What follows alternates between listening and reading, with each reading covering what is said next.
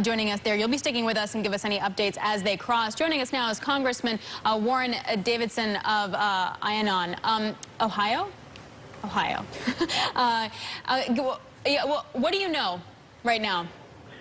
I mean, a lot of what you are reporting, but just before news of the explosion, we had received reports from American civilians on the ground that they were unable to be evacuated at Kabul. So then there was an explosion. So the security situation at the Kabul airport had already started breaking down ahead of that explosion. There were obviously warnings that there could be an ISIS or Al-Qaeda attack. And so Taliban doesn't have full control of the area. Or if they do, you know, and they claim they do, then clearly they're accountable for reining in ISIS and Al-Qaeda.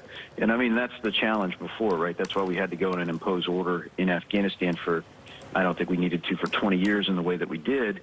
But the reality is we did, and we kept ISIS and Al-Qaeda at bay broadly. Certainly they conducted terror attacks all throughout this stretch of time.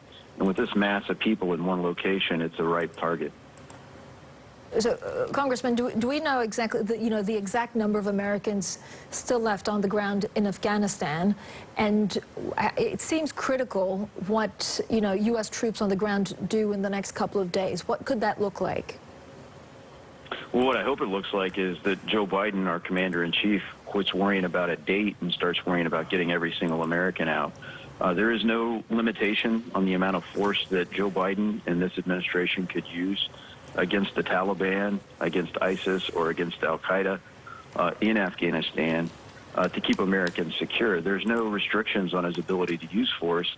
The restriction is his will to do it, and the authorization should be clear. We will get every single American who wants out, and we should do the same for our allies and those who helped us.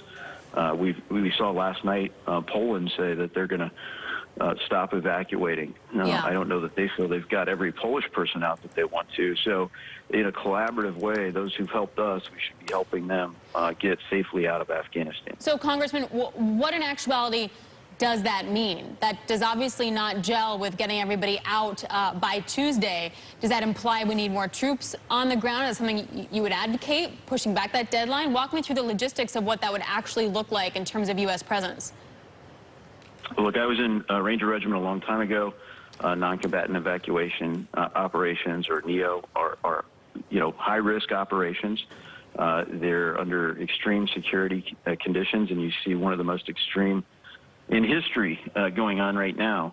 But aside from what goes on right there at the airfield, or at hopefully at some point multiple airfields throughout Afghanistan to safely evacuate people throughout the country, you have to establish a secure perimeter. And, wherever people mass, just like at the airport, there might not be as many people at the gate right away. So we put TSA security up front. Well, there's still a big gathering of people before you get into the secured area. So there's always going to be a perimeter, but you have to keep that area as secure. So that requires, I guess, a different posture than what we're using right now. And, whether we need more troops or not, we just need the engagement throughout the population to keep that area actually secure. Right. Clearly, there was a breakdown in that today. Congressman, there are reports that this comes from Islamic State insurgents. If this is confirmed that it is ISIS-K, basically a splinter cell that think that the Taliban are too forward-looking, right, are too soft in terms of some of their views, how should the U.S. deal with them? Well, my hope is that that not just the United States, but our allies and perhaps even the Taliban. I mean, ISIS wants to establish a caliphate. It's not clear that the Taliban has some kind of vision beyond their influence inside Afghanistan and inside Pakistan. So, we may find that the Taliban also doesn't want ISIS there.